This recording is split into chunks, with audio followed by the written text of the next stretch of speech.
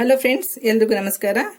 ನಾವು ಇಲ್ಲಿ ಮೆಂತ್ಯ ಉಪಯೋಗಿಸ್ಕೊಂಡು ಡಯಾಬಿಟಿಸ್ ಬಂದಿರೋರಿಗೆ ಡಯಾಬಿಟಿಸ್ ಬರದೆ ತಡೆಯೋದು ಹೇಗೆ ಅನ್ನೋರಿಗೆ ಇಬ್ರಿಗೂ ಒಂದು ರೆಸಿಪಿ ಮಾಡ್ಕೊಂಡಿದ್ದೀವಿ. ಕೆಲವೊಂದು ಸಲಾಡ್ ಮಾಡ್ಕೊಂಡಿದ್ದೀನಿ, ಇಲ್ಲಿ ಪೌಡರ್ ಮಾಡ್ಕೊಂಡಿದ್ದೀನಿ, ಹಾಲಲ್ಲಿ ಮೆಂತ್ಯ ಹಾಕಿ ಕಾಯಿಸ್ಕೊಳ್ಳೋದು ಹೇಗೆ ಅಂತ ತೋರಿಸ್ಕೊಟ್ಟಿದ್ದೀನಿ. ಮತ್ತೆ ಮೆಂತ್ಯ ಉಪಯೋಗಿಸ್ಕೊಂಡು ಮೊಸರು ಮಾಡ್ಕೊಳ್ಳೋದು ಹೇಗೆ, ಎಷ್ಟು ರುಚಿಯಾಗಿರುತ್ತೆ ಅನ್ನೋದು ಕೂಡ ಹೇಳ್ಕೊಟ್ಟಿದ್ದೀನಿ. ಇದು ಮೆಂತ್ಯದ ಕಷಾಯ, ಮೆಂತ್ಯ ನೆನಾಕಿರೋಂಥ ನೀರು. ಇದನ್ನು ಯಾವ ರೀತಿ ಮಾಡಿದೆ, ಏನೇನು ಬೇಕು ಅನ್ನೋದು ನೋಡೋಣ ಬನ್ನಿ. ನಾನಿಲ್ಲಿ ನಂದಿನಿ ಹಾಲು ತಗೊಂಡಿದ್ದೀನಿ. ನಂದಿನಿ ಹಾಲಲ್ಲಿ ಶುಭಮ್ ಅಂತ ಚೆನ್ನಾಗಿರುತ್ತೆ. ಇದು ಬೆಣ್ಣೆ ತುಂಬಾ ಚೆನ್ನಾಗಿ ಬರುತ್ತೆ, ಹಾಗಾಗಿ ನಾನು ಇದನ್ನು ತಗೊಳ್ತೀನಿ. ನಿಮಗೆ ಬೆಣ್ಣೆ ಬೇಡ, ಬರೀ ಹಾಲು ಸಾಕಂದ್ರೆ ನಂದಿನಿ ಹಾಲೇ ತಗೊಳ್ಬೋದು. Blue packet.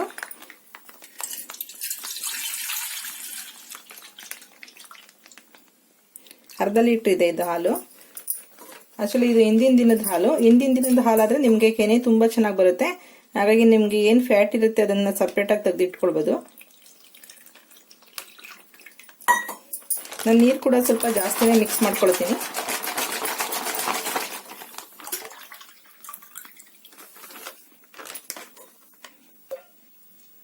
ನೋಡಿ, ಅರ್ಧ ಲೀಟರ್ ಹಾಲಿಗೆ 1/4 ಲೀಟರ್ ನೀರು ಹಾಕಿದ್ದೀನಿ.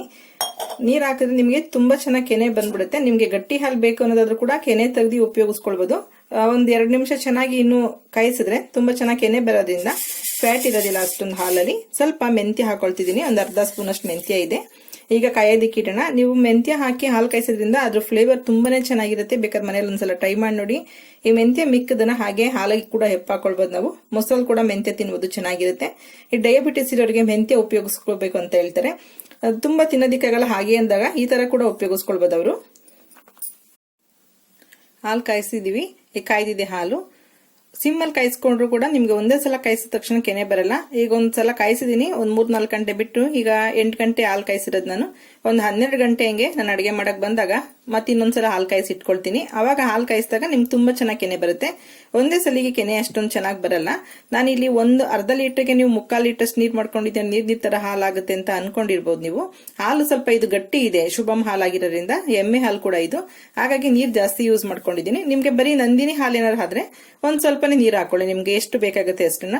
ಇದೇ ಹಾಲಿನಲ್ಲಿ ನಾನು ಮೊಸರು ಅಥವಾ ಹಾಲು, ಕಾಫಿ, ಟೀ ಎಲ್ಲದಕ್ಕೂ ಇದನ್ನೇ ಉಪಯೋಗಿಸ್ಕೊಳ್ತೀನಿ. ನಿಮ್ಗೆ ಇನ್ನೊಂದು ಕೂಡ ಡೌಟ್ ಇರ್ಬೋದು, ಮೆಂತ್ಯ ಕಾಳು ಹಾಕಿದ್ರೆ ಹಾಲು ಒಡೆದೋಗಲ್ವಾ ಅಂತೇಳಿ. ಇದನ್ನ ನೀವು ಏನಾದ್ರು 1-2 ಜನ ಇದ್ರೆ ಅಕಸ್ಮಾತ್ ನಾಳೆ ಬೆಳಗ್ಗೆ ತನಕ ಹಾಲಾಗುತ್ತೆ ಅಂದ್ರೂ ಕೂಡ ನೀವು ಆರಾಮಾಗಿ ಕಾಯಿಸಿಡ್ಬೋದು. ಹಾಲು ಇನ್ನು ಘಮ ಅಂತ ಸ್ಮೆಲ್ ಬರುತ್ತೆ ಹೊರತು ಹಾಲು ಒಡೆದೋಗಲ್ಲ, ತುಂಬಾನೇ ರುಚಿಯಾಗಿರುತ್ತೆ. ಇಲ್ಲಿ ನೋಡ್ತಾ ಇದ್ದೀರಲ್ಲ, ಇದು yellow colour, light yellow colour ಇರೋದೆಲ್ಲ ಕೆನೆ ಅಂಶ. ತುಂಬಾ ಚೆನ್ನಾಗಿ ನೋಡಿ ಕೆನೆ ತೆಗೆದ್ರೆ ಹೇಗೆ ಬರುತ್ತೆ. ಈಗ ಮೆಂತ್ಯ ಕೂಡ ಹಾಲಿನಲ್ಲಿ ಕಾಯ್ದಿರೋದ್ರಿಂದ ಮೇಲ್ ಬಂದಿದೆ. ನಾವೀಗ ಈಗಲೇ ಕೆನೆ ತೆಗಿಯಲ್ಲ ನಾನು. ಇದನ್ನ ಕೆನೆ ತೆಗ್ದ ಕೂಡ ಮೆಂತ್ಯ ಹೋದ್ರು ಕೆನೆನಲ್ಲಿ ಕೂಡ ಏನು ಪ್ರಾಬ್ಲಮ್ ಆಗಲ್ಲ. ಬೆಣ್ಣೆ ಕೂಡ ಒಳ್ಳೆ ಘಮ ಅಂತ ಬರುತ್ತೆ. ನಾನೀಗ ಸ್ಟವ್ ಆಫ್ ಮಾಡ್ಬಿಟ್ಟು ಈ ತರ ಒಂದು ತೂತ್ ಪ್ಲೇಟ್ ನ ಮುಚ್ಚಿಡ್ತೀನಿ. ಯಾಕೆಂದ್ರೆ ಹಲ್ಲಿ ಕಾಕ್ರೋಚ್ ಬೀಳೋ ಚಾನ್ಸ್ ಇದ್ರೆ ಆದಷ್ಟು ಹಾಲ್ ಮೇಲೆ ಮುಚ್ಚಿಡಿ, ಆದ್ರೆ ಪೂರ್ತಿ ಕವರ್ ಮಾಡ್ಬೇಡಿ. ಈ ತರ ಮುಚ್ಚಿಟ್ಟು 4 ಗಂಟೆ ಬಿಟ್ಕೊಂಡು ಕಾಯಿಸಿದಾಗ ನಿಮ್ಗೆ ಆ ಮೆಂತ್ಯ ಕಾಳು ಏನಿದೆ ಅದೆಲ್ಲ ಹಾಲ್ನಲ್ಲಿ ತೇಲ್ತಾ ಇರುತ್ತಲ್ಲ, ಅದು ಮತ್ತೆ ಕೆಳಗಡೆ ಹೊಟ್ಟೋಗುತ್ತೆ ದಪ್ಪ ಆಗ್ಬಿಟ್ಟು. ತುಂಬಾನೇ ಚೆನ್ನಾಗಿರುತ್ತೆ ಟೇಸ್ಟ್. ನೀವು ಹಾಲ್ನಲ್ಲಿ ಕಾಯಿಸಿ ಕೊನೆನಲ್ಲಿ ಮಿಕ್ಕಿದ್ರೆ ರಾತ್ರಿ ಹೆಪ್ಪಾಕ್ಬೇಕಾದ್ರೆ ಮೆಂತ್ಯ ಕಾಳು ಸಮೇತನೇ ಹೆಪ್ಪಾಕ್ಬೇಕಾಗತ್ತೆ. ಆ ಮೊಸರಿನಲ್ಲಿ ತಿನ್ನೋದಕ್ಕೆ ಮೆಂತ್ಯ ಒಂದು ಒಳ್ಳೆ ಟೇಸ್ಟ್ ಇರುತ್ತೆ. ಈಗ ಹೆಪ್ಪಾಕಿರೋಂತ ಮೊಸರು ಕೂಡ ತೋರಿಸ್ತೀನಿ ನೋಡಿ. ಮೆಂತ್ಯ ಕಾಳನ್ನ ಸ್ವಲ್ಪ ನೆನ್ಸಿಟ್ಕೊಳ್ಳೋಣ ನೈಟ್ ಅಲ್ಲಿ. ಇಲ್ಲಿ ಮೊಳಕೆ ಕೂಡ ತೆಗ್ದಿದ್ದೀನಿ. ಮೆಂತ್ಯನ ಯಾವ್ಯಾವ ರೀತಿಯೆಲ್ಲ ಬಳಸ್ಕೊಳ್ಬಹುದು ಅನ್ನೋದಕ್ಕೆ ಒಂದು ಸಣ್ಣದು ಒಂದು ಉದಾಹರಣೆ ಅಷ್ಟೇನೆ. ಇದು 1 ಸ್ಪೂನ್ ಅಷ್ಟು ಮೆಂತ್ಯನ ಒಂದು ಗ್ಲಾಸ್ ಬೌಲ್ ನಲ್ಲಿ, ಆದಷ್ಟು ಗ್ಲಾಸ್ ಬೌಲ್ ಉಪಯೋಗಿಸಿ, ಯಾವುದೇ ಸೈಡ್ ಎಫೆಕ್ಟ್ ಆಗಲ್ಲ. ಈಗ ಒಂದ್ ನೈಟ್ ಅಷ್ಟು ಇದು ನೆನೆ ಹಾಕ್ಬಿಟ್ಟು ಬೆಳಿಗ್ಗೆ ನೀರು ಕುಡಿಯೋದ್ರಿಂದ ನಿಮ್ಗೆ ಶುಗರ್ ಕಂಟೆಂಟ್ ಜಾಸ್ತಿ ಇರೋ ಡಯಾಬಿಟಿಸ್ನವ್ರಿಗೆ ಶುಗರ್ ಕೂಡ ಕಂಟ್ರೋಲ್ ಬರುತ್ತೆ. ಪ್ರತಿದಿನ ಉಪಯೋಗಿಸ್ಕೊಳ್ಬಹುದು. ಅಥವಾ ಮೆಂತ್ಯನ ಪುಡಿ ಮಾಡ್ಬಿಟ್ಟು ಕೂಡ ಬಿಸಿನೀರಲ್ಲಿ ಹಾಕೊಂಡು ಬೆಳಗಿನ ಜಾವನೆ ಹಾಕೊಂಡು ಅವಾಗಲೇ ಕುಡಿಯೋದು. ಇದು ಕೂಡ ನಿಮ್ಗೆ ಒಂದು ಒಳ್ಳೆ ಟಿಪ್ಸ್. ಬೆಳಗ್ಗೆ ಅಷ್ಟೊತ್ತಿಗೆ ಕಲರ್ ಕೂಡ ಲೈಟ್ ಆಗಿ ಈ ಮೆಂತ್ಯ ಕಲರೇ ಬಂದಿರುತ್ತೆ ನೀರು.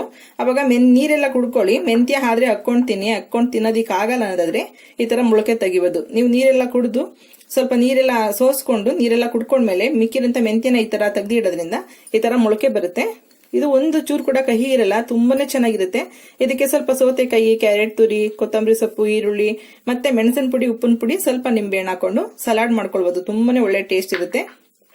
ಪ್ರತಿಯೊಬ್ರು, ಇದು ಡಯಾಬಿಟಿಸ್ಗೆ ಅಂತಾನೆ ಅಲ್ಲ, ಪ್ರತಿಯೊಬ್ರು ಆರೋಗ್ಯ ದೃಷ್ಟಿಯಿಂದ ಡಯಾಬಿಟಿಸ್ ಬರ್ದೇ ಇರೋ ತರ ಕೂಡ ತಡೆಗಟ್ಟಬಹುದು. ಒಳ್ಳೆ ಫೈಬರ್ ಕಂಟೆಂಟ್ ಇದೆ ಇದರಲ್ಲಿ. ಮೆಂತ್ಯ ಸೊಪ್ಪು ಅಥವಾ ಮೆಂತ್ಯ ಬೀಜ ಇದರಿಂದ ಉಪಯೋಗ ತುಂಬಾನೇ ಇದೆ. ಇದನ್ನ ಸಲಾಡ್ ತರ ಉಪಯೋಗಿಸ್ಕೊಳ್ಬಹುದು. ನಾನಿಲ್ಲಿ ಮೊಸರು ಎಪ್ಪ ಹಾಕೊಂಡಿದ್ದೀನಿ ಗ್ಲಾಸ್ ಬೌಲ್ಗೆ. ನಿನ್ನೆ ಮಿಕ್ಕಿರಂತ ಹಾಲಲ್ಲಿ ಕಾಯಿಸಿರಂತ ಮೆಂತ್ಯ ಮಿಕ್ಕಿತ್ತಲ್ಲ ಅದನ್ನ ಇದಕ್ಕೆ ಹಾಕಿ ಎಪ್ಪ ಹಾಕೊಂಡಿದ್ದೀನಿ. ನೋಡಿ, ಮೆಂತ್ಯ ಎಲ್ಲ ಕೆಳಗಡೆ ಕೂತಿರುತ್ತೆ, ಮೊಸರು ಕೆಳಗಡೆ. ಗ್ಲಾಸ್ ಆಗಿರೋದ್ರಿಂದ ನಂಗೆ ತೋರ್ಸೋದಿಕ್ಕೆ ಆಗ್ತಾ ಇಲ್ಲ. ಈ ತರ ಇರುತ್ತೆ. ನಾವು ಇದನ್ನ ಮೊಸರು ಹೆಂಗ್ ಉಪಯೋಗಿಸ್ಕೊತೀರಾ ಹಾಗೆ ಜೊತೆನಲ್ಲೇ ಮೆಂತ್ಯ ಬರುತ್ತೆ, ಅದನ್ನ ಆರಾಮಾಗಿ ಉಪಯೋಗಿಸ್ಕೊಳ್ಳಿ. ನೋಡಿ ಮೆಂತ್ಯ ಎಷ್ಟು ದಪ್ಪ ಆಗಿದೆ ಅಂತ. ಮಜ್ಜಿಗೆ ಮಾಡಿದ್ರು ಕೂಡ ಅಷ್ಟೇ ಒಳ್ಳೆ ಟೇಸ್ಟ್ ಇರುತ್ತೆ. ನೀವು ಬರೀ ಹಾಲಲ್ಲಿ ಮೊಸರು ಮಾಡೋದಕ್ಕಿಂತ ಮೆಂತ್ಯ ಹಾಕ್ಬಿಟ್ಟು ಮೊಸರು ಮಾಡಿ ನೋಡಿ, ನಿಮ್ಗೆ ಟೇಸ್ಟ್ ಬೇಕಾ ನಾನು ಮತ್ತೆ ಕಮೆಂಟ್ ಅಲ್ಲಿ ಹೇಳ್ತೀರಾ. ನೀವು ಎಷ್ಟೊಂದು ಒಳ್ಳೆ ಘಮ ಘಮ ಅನ್ನತ್ತೆ, ಪ್ರತಿಯೊಬ್ಬರಿಗೂ ಇಷ್ಟ ಆಗುತ್ತೆ ಇದು. ಊಟ ಮಾಡ್ಬೇಕಾದ್ರೆ ಈ ಮೆಂತ್ಯ ಕಾಳು ಬಿಸಾಕ್ಬೇಕಂತೇನಿಲ್ಲ, ಸಾಫ್ಟ್ ಕೂಡ ಆಗಿರುತ್ತೆ, ತುಂಬಾ ದಪ್ಪ ದಪ್ಪ ಕೂಡ ಆಗಿರುತ್ತೆ. ನೋಡಿ ಈ ಮೆಂತ್ಯ ಕಾಳು ಎಷ್ಟೆಷ್ಟು ದಪ್ಪ ಇದೆ. ಒಣ ಮೆಂತ್ಯ ಕಾಳು ನೋಡಿ ಎಷ್ಟು ದಪ್ಪ ಇದೆ. ಡಬಲ್ ಸೈಜ್ ಅಷ್ಟು ಉಬ್ಬಿರುತ್ತೆ. ಉಬ್ಬಿರೋದ್ರಿಂದ ತುಂಬಾ ಸಾಫ್ಟ್ ಆಗಿರುತ್ತೆ. ಹುಳಿ ಮೊಸರಿನಲ್ಲಿ ಸ್ವಲ್ಪ ಹುಳಿ ಬಂದಿರೋದ್ರಿಂದ ಇದ್ರ ರುಚಿನೇ ಬೇರೆ ತರ ಇರುತ್ತೆ.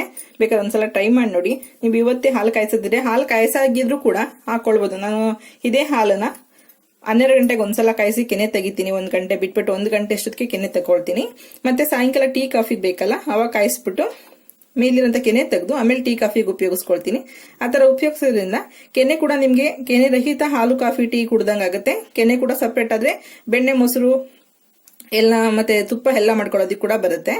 ನೋಡಿ ಮಜ್ಜಿಗೆ ಮಾಡಿದ್ರು ಅಷ್ಟೇ, ಇದನ್ನು ಸಪ್ರೇಟ್ ಮಾಡ್ಬೇಕಂತಿಲ್ಲ. ಆರಾಮಾಗಿ ಟಿಪಾಯಿಸ್ಕೊಂಡು ಚೆನ್ನಾಗಿ ಮಜ್ಜಿಗೆ ಮಾಡ್ಕೊಂಡು ಕೂಡ ಒಳ್ಳೆ ಘಮ ಘಮ ಅನ್ನತ್ತೆ. ಬೆಣ್ಣೆ ಕೂಡ ಅಷ್ಟೇ, ಮೆಂತ್ಯ ಹಾಕಿರೋದ್ರಿಂದ ಬೆಣ್ಣೆ ತುಪ್ಪ ಎಲ್ಲನೂ ಮೊಸರಿಂದನೇ ಎಲ್ಲ ಇನ್ಕ್ಲೂಡ್ ಆಗೋದ್ರಿಂದ, ಹಾಲಿಗೆ ಒಂಚೂರು ಮೆಂತ್ಯ ಹಾಕೋದ್ರಿಂದ ಪ್ರತಿಯೊಂದು ಐಟಮ್ಸ್ ಮಾಡೋಂತ ಎಲ್ಲ ಐಟಮ್ಸ್ ತುಂಬಾನೇ ರುಚಿಯಾಗಿರುತ್ತೆ. ಒಂದ್ಸಲ ಟ್ರೈ ಮಾಡಿ ನೋಡಿ ಮನೆಯಲ್ಲಿ. ಇದನ್ನ ಹೀಗೆ ಕೂಡ ತಿನ್ಬೋದು, ಎಷ್ಟೊಂದು ರುಚಿಯಾಗಿರುತ್ತೆ. ನನಗೆ ನಮ್ಮ ಮನೇಲಿ ಎಲ್ರಿಗೂ ತುಂಬಾನೇ ಇಷ್ಟ ಮೆಂತ್ಯ ಹಾಕಿರೋಂತ ಮೊಸರು. ಆದ್ರೆ ನಿಮ್ಗೆ ಸಾಮಾನ್ಯವಾಗಿ ಮೊಸರನ್ನ ಎಪ್ಪಾಕ್ಬಿಟ್ಟು ಈಚೆ ಇಟ್ರೆ ಒಂದಿನ ಆದ ತಕ್ಷಣ ಹುಳಿ ಬರುತ್ತೆ, ಮೊಸರು ಟೇಸ್ಟೇ ಹಾಳಾಗ್ಬಿಡುತ್ತೆ. ಆದ್ರೆ ಮೆಂತ್ಯ ಹಾಕಿರೋಂತ ಮೊಸರು ಇದೆಯಲ್ಲ, ಹುಳಿ ಬಂದ್ರೂ ಕೂಡ ಇದು ನೀರ್ ಮಜ್ಜಿಗೆ ಅಂತ ಮಾಡ್ಕೋತೀವಲ್ಲ, ಹಂಗೆ ನೀವು ತೆಳ್ಳಗೆ ಎಷ್ಟು ನೀರ್ ಮಿಕ್ಸ್ ಮಾಡಿದ್ರು ಕೂಡ ಇದ್ರ ರುಚಿ ಮಾತ್ರ ಒಂದು ಚೂರು ಹಾಳಾಗಲ್ಲ. ತುಂಬಾನೇ ಇನ್ನೂ ಒಳ್ಳೆ ಟೇಸ್ಟ್ ನ ಆಡ್ ಮಾಡುತ್ತಿದ್ದು. ಮನೇಲಿ ಒಂದ್ಸಲ ಟ್ರೈ ಮಾಡಿ ನನ್ ಕಮೆಂಟ್ ಮಾಡಿ ಇಟ್ಕೊಳ್ಳಿ. ಒಂದಿನ ಚೆನ್ನಾಗಿ ಬಟ್ಟೆ ಮೇಲೆ ಒಣಗಿಸ್ಕೊಂಡ್ರೆ ಚೆನ್ನಾಗಿ ಬಿಸಿಲಲ್ಲಿ ಒಣಗುತ್ತೆ. ಫ್ರೈ ಮಾಡಿ ಕೂಡ ನೀವು ಪುಡಿ ಮಾಡ್ಕೊಳ್ಬಹುದು, ಫ್ರೈ ಮಾಡದೆ ಕೂಡ ಪುಡಿ ಮಾಡ್ಕೊಳ್ಬಹುದು. ಚೆನ್ನಾಗಿ ನುಣ್ಣಗೆ ಪುಡಿ ಮಾಡಿ ಇಟ್ಕೊಳ್ಳಿ. ನಿಮ್ಗೆ ಮೆಂತ್ಯ ಕಾಳಿನ ನೈಟ್ ನೆನೆಯಕ್ಕೆ ಜ್ಞಾಪಕ ಬಂದಿಲ್ಲ ಅನ್ನೋದಾದ್ರೆ ಬೆಳಗ್ಗೆ ಎದ್ದು ಬಿಸಿನೀರಿನಲ್ಲಿ ಈ ಪುಡಿ ಹಾಕೊಂಡು ಡೈರೆಕ್ಟ್ ಆಗಿ ಕುಡಿಬಹುದು, ಒಂದ್ 10 ನಿಮಿಷ ಬಿಟ್ಬಿಟ್ಟು. ಮತ್ತೆ ಇದರಲ್ಲಿ ಏನ್ ತಿಗಡು ಮಿಗುತ್ತೆ ಅದನ್ನ ಕೆಲವರು ಕಹಿ ಅಂತ ಕುಡಿಯೋದಿಕ್ ಆಗಲ್ಲ ಅನ್ನೋದಾದ್ರೆ ಅದನ್ನ ಫೇಸ್ ಪ್ಯಾಕ್ ತರ ಕೂಡ ಹಾಕೊಳ್ಬಹುದು. ಅಥವಾ ನೀವು ಕೂದಲು ಕೂಡ 1-3-4 ದಿನ ಕೂಡಿ ಇಟ್ಬಿಟ್ಟು ಫ್ರಿಜ್ ನಲ್ಲಿ ಇಟ್ಕೊಂಡು ಕೂದಲು ಕೂಡ ಮತ್ತೆ ಪ್ಯಾಕ್ ತರ ಹಾಕೊಳ್ಬಹುದು. ಆದಷ್ಟು ಕುಡಿಯೋದಿಕ್ ಟ್ರೈ ಮಾಡಿ. ಮೆಂತ್ಯ ಪೌಡ್ರನ್ನ ನೀರ್ ಸಮೇತ ಕುಡಿಯೋದಿಕ್ ಟ್ರೈ ಮಾಡ್ಕೊಳ್ಳಿ.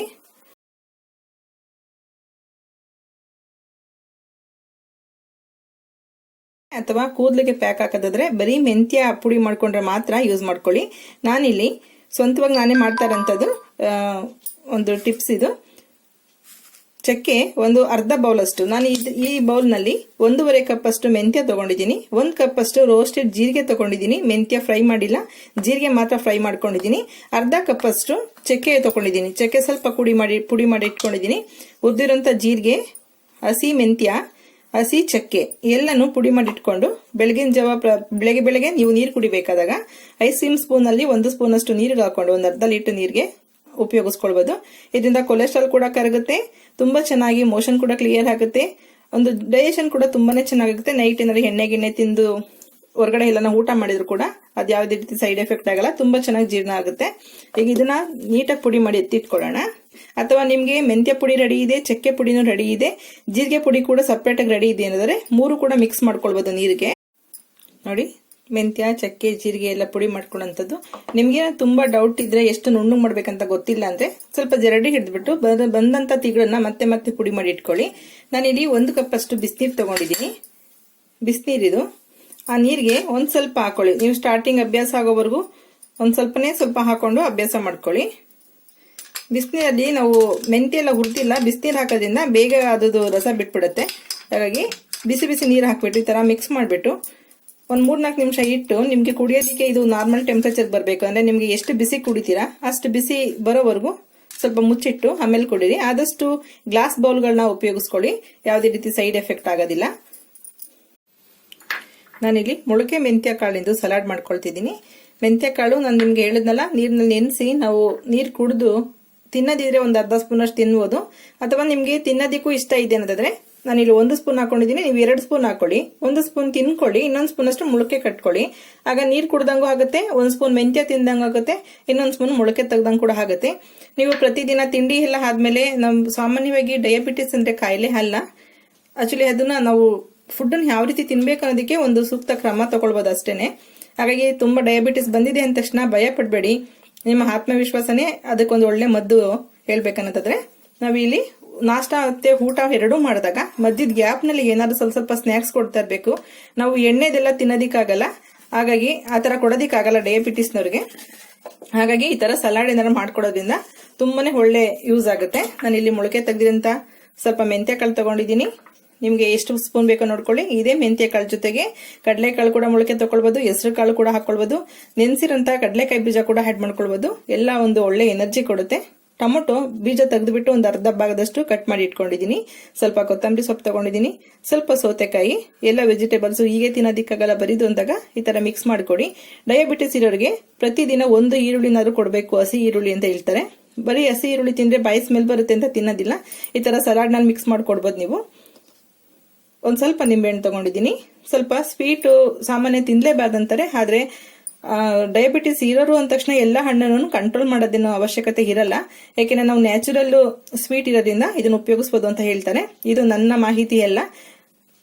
ಇದು ಪುದೀನ ಸೊಪ್ಪು ಸ್ವಲ್ಪ ತಗೊಂಡಿದ್ದೀನಿ, ಉಪ್ಪು ಮತ್ತೆ ಮೆಣಸಿನ ಪುಡಿ ತಗೊಂಡಿದ್ದೀನಿ. ನಾನು ಇಲ್ಲಿ ಹಸಿ ಮೆಣಸಿನಕಾಯಿ ಉಪಯೋಗಿಸ್ಕೊಳ್ತಾ ಇಲ್ಲ. ಖಾರಕ್ಕೆ ಎಷ್ಟು ಬೇಕಷ್ಟು ಮೆಣಸಿನ ಪುಡಿ ಉಪಯೋಗಿಸ್ಕೊಳ್ಳಿ.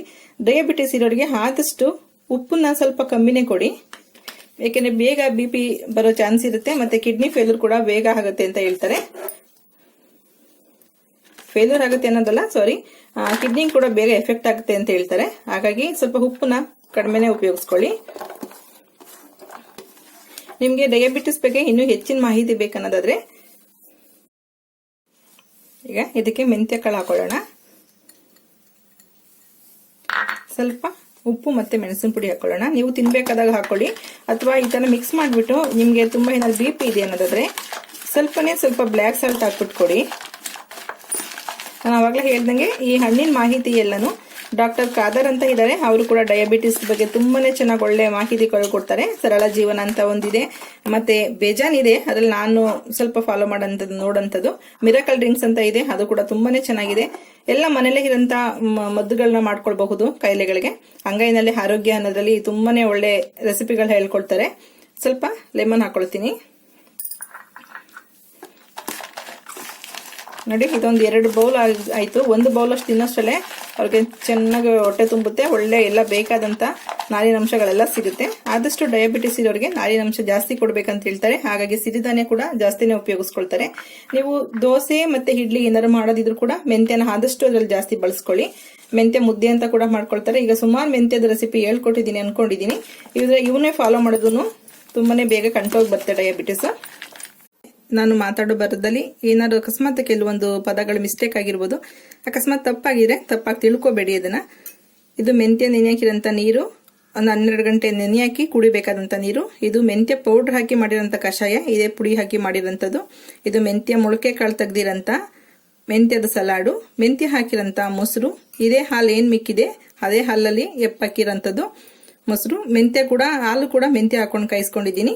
ನೀವು ಇಷ್ಟೇ ಅಲ್ಲದೆ ಕೆಲವೊಂದು ಮುಂಜಾಗ್ರತೆ ಏನದಾದ್ರೆ, ಈ ಸ್ವಲ್ಪ ವೆದರ್ ಥಂಡಿ ಇದೆ, ಆದಷ್ಟು ಥಂಡಿ ಇದ್ದಾಗ ಮೈಗೆ ಸ್ವಲ್ಪ ಶುಗರ್ ಪೇಷಂಟ್ಗಳಾಗ್ಲಿ ಅಥವಾ ಕಫ ಇರೋಂಥವ್ರು ಅಥವಾ ಅಸ್ತಮ ಇರೋಂಥವ್ರಾಗ್ಲಿ ಮೈಗೆ ಆದಷ್ಟು ಬಿಸಿಯಾದಂತ ಬಟ್ಟೆ ಹಾಕೊಳ್ಳಕ್ ಪ್ರಯತ್ನ ಪಡಿ.